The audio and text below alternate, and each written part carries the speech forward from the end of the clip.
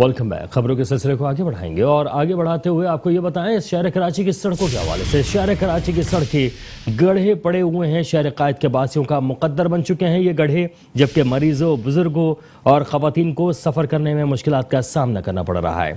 शहरी कहते हैं कराची में शायद ही अब कोई सड़क सलामत रही हो। इस बारे में मजीद तफसीलात जानते हैं। बराह रास्त मौजूद है हमारे नुमाइंदा Metro One News Idrees Arai. Idrees Arai, बताइएगा।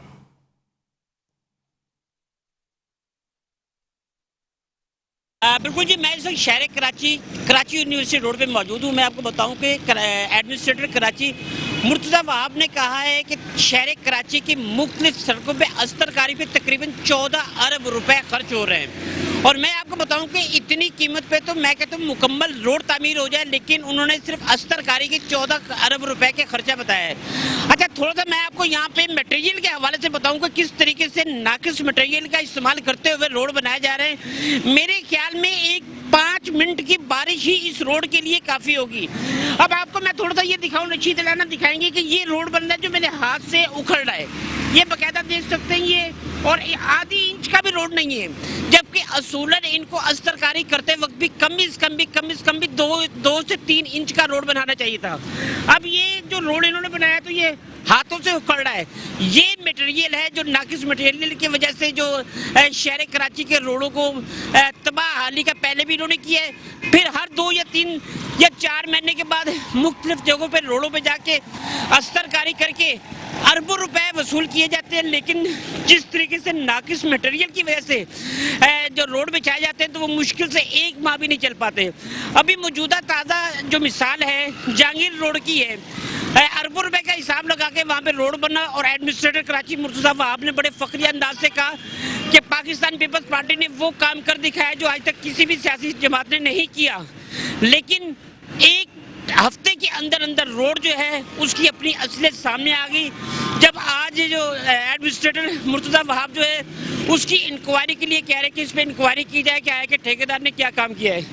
ये दूसरी मिसाल है। इस वक्त रशीद अलाना थोड़ा सा दिखाएंगे कि जिस तरीके से ये रोड पे डामर बिछाने से पहले ये किया जा रहा है, ये टोटली ब्लैक होना चाहिए था ये रोड, लेकिन वो भी किस तरीके से नाकिस मटेरियल की वजह से जो ये देखिए अभी थोड़ा सा पानी कहीं से आया तो जिसकी वजह से ये रोड जो है अभी से ही उखड़ रहा है। तो ये इस पोजीशन में जो मुर्तज़ा वहाब है शहर कराची के रोडों की तामीर कर रहे हैं, और बड़े फखरी अंदाज से कहते हैं कि उन्होंने शहर कराची बारिशों के बाद जो शहर कराची के रोडों की जो हालत है वो बेहतर कर दी है। लेकिन ये रोड भी जहाँ पे इस वक्त मौजूद है नीपा से थोड़ा सा आगे आए सफारी पार्क की तरफ, तो वहाँ पे ये रोड ज़ेरे तामीर है।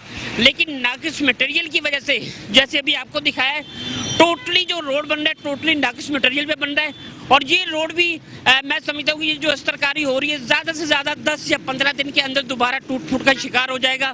लेकिन इस पे बड़े फखरी अंदाज से जो एडमिनिस्ट्रेटर कराची मुर्तज़ा वहाब है वो कहते हैं कि जी पाकिस्तान पीपल्स पार्टी ने शहर कराची की जो मुख्तलिफ सड़कों पर 14 अरब रुपए से अस्तरकारी कर रहे हैं।